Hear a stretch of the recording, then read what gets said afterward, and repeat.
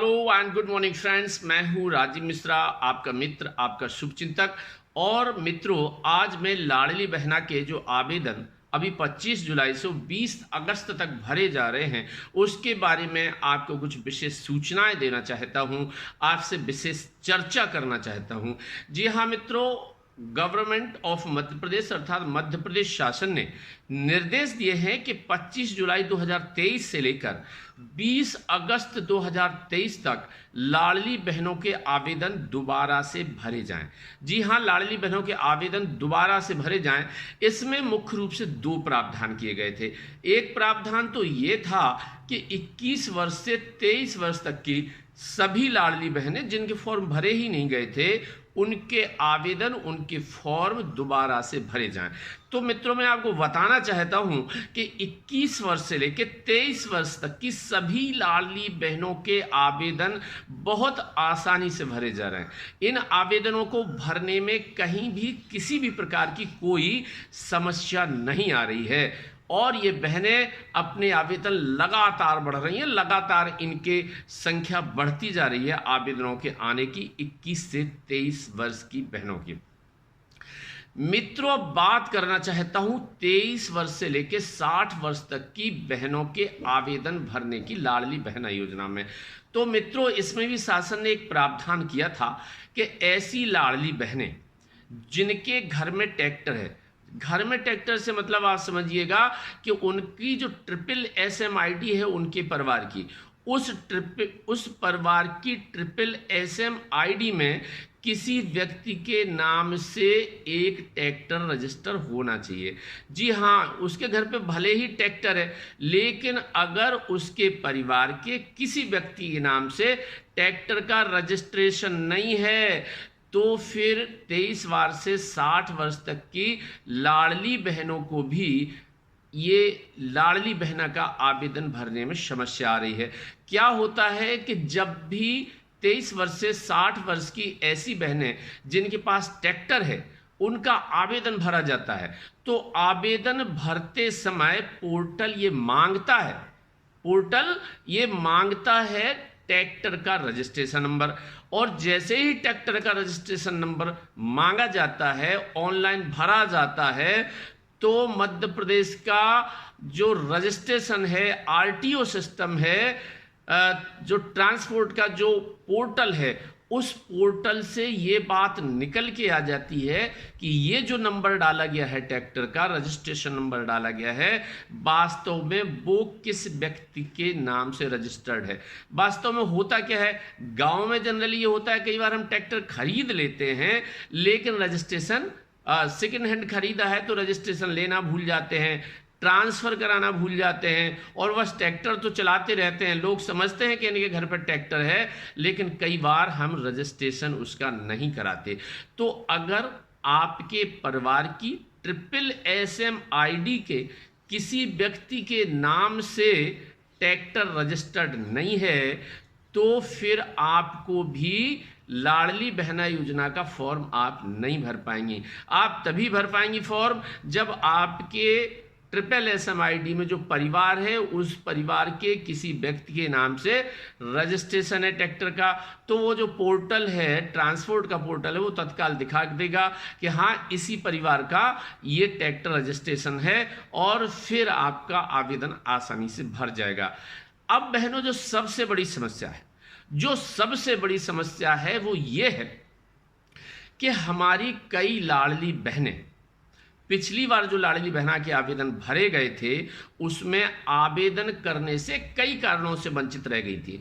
कई कारण थी, कई ऐसी थी जो आउट ऑफ स्टेशन थी, गांव में नहीं थी, शहर में नहीं थी, उनका मायका किसी दूसरे राज्य में था, वो मायके गई हुई थी, या कई महिलाएं ऐसी थीं जो बाहर गई हुई थीं काम से। कई महिलाएं हैं जो मजदूर हैं, आसपास के हमारे लगे हुए जो स्टेट्स हैं वो आसपास मजदूरी करने बहुत सारी महिलाएं चली जाती हैं, जैसे गुजरात से सटे हुए क्षेत्र में, जैसे महाराष्ट्र से सटे हुए क्षेत्र में। इस तरफ जैसे अगर देखें, अगर चंबल, ग्वालियर, मुरैना क्षेत्र में, तो इधर की महिलाएं काम करने दिल्ली चली जाती हैं, या यूपी से सटे हुए क्षेत्र में, या छत्तीसगढ़ से सटे हुए क्षेत्र में। तो बहुत सारी महिलाएं ऐसी थीं कि पिछली बार जब लाडली बहनों के आवेदन भर रहे थे 23 से 60 वर्ष की महिलाओं के, तो बहुत सारी हमारी लाडली बहनें स्टेट से बाहर थीं, प्रदेश से बाहर थीं, और वो किसी कारण से प्रदेश में उस समयावधि में नहीं आ पाई जब लाडली बहना के आवेदन भरे जा रहे थे। तो ऐसी बहुत सारी बहनें भी आवेदन भरने से वंचित रह गई थी। अब ऐसी बहनें आवेदन भरने से वंचित रह गई थी, अब वो बहनें जो है वापस अपने गांव आ गई हैं, मध्य प्रदेश में आ गई हैं, और वो चाहती हैं कि उनका भी आवेदन भरा जाए, लेकिन पोर्टल ऐसी बहनों के आवेदन एक्सेप्ट नहीं कर रहा है। और शासन भी जानता है, प्रशासन भी जानता है कि उन बहनों का हक है अपने भाई द्वारा दी जा रही उस सौगात का, जो अभी 1,000 रुपये महीने दिया जा रहा है और शीघ्र ही 3,000 रुपये महीने दिया जाएगा। तो फिर इसके लिए क्या करें? जी हाँ, जब हमारा आवेदन एक्सेप्ट नहीं हो रहा है तो हमारे पास भी रोज बहुत सारे फ़ोन आते हैं, भिन्न भिन्न प्रकार के हमारे यूट्यूब चैनल पर लोगों के कमेंट्स आते हैं, क्या हम जो है शिवराज भैया की बहन नहीं है, या इसी ढंग के बहुत सारे, क्या हमें हक नहीं है, क्या हमें सावन की सौगात नहीं मिलना चाहिए, क्या हमें हमारे भैया से इस ढंग का जो पुरस्कार मिल रहा है वो नहीं मिलना चाहिए। तो बहनों, मैं आपसे केवल एक बात कहना चाहता हूं, अभी शासन ने ऐसे नियम नहीं बनाए हैं कि 23 साल से 60 साल की बची हुई बहनें भी आवेदन कर सकें, लेकिन ये मेरा मानना है कि चूंकि आपका हक है इसलिए आपका आवेदन भी भरा ही जाना चाहिए। तो इसके लिए हमें एक ही काम करना पड़ेगा कि हमें मध्य प्रदेश के माननीय मुखिया, माननीय मुख्यमंत्री श्री शिवराज सिंह चौहान जी तक अपनी बात को पहुंचाना होगा। और मैं आपको ये बिल्कुल सुनिश्चित करता हूं कि अगर माननीय मुख्यमंत्री महोदय तक आपकी बात पहुंच जाती है तो कोई ऐसा कारण नहीं बचेगा कि आपको लाडली बहना योजना का 23 से 60 वर्ष की बची हुई बहनों को लाभ न मिले। तो अब तरीका यह है कि आप अपनी बात माननीय मुख्यमंत्री महोदय तक पहुंचाइए। बात पहुंचाने के बहुत सारे तरीके हैं। आप अपनी बात अपने क्षेत्र के माननीय विधायक महोदय, अपने क्षेत्र के माननीय मंत्री महोदय, अपने क्षेत्र के माननीय जनपद अध्यक्ष, जिला पंचायत अध्यक्ष महोदय, अपने क्षेत्र के माननीय पार्षद महोदय, माननीय महापौर महोदय के माध्यम से पहुंचा सकते हैं, या आप अपनी बात केवल एक जो है पोस्ट कार्ड लिख के माननीय मुख्यमंत्री महोदय को भेज सकते हैं। आप माननीय मुख्यमंत्री महोदय को ट्विटर पर ये लिख सकते हैं कि माननीय जो है हमारा जो हक है वो मारा जा रहा है, हम भी आपकी उतनी ही लाडली बहन हैं जितनी कि दूसरी लाडली बहनें थीं। तो ये तरीके हैं। आप अगर पढ़ी लिखी हैं तो आप ट्विटर पर जो है अपना मैसेज डालिएगा।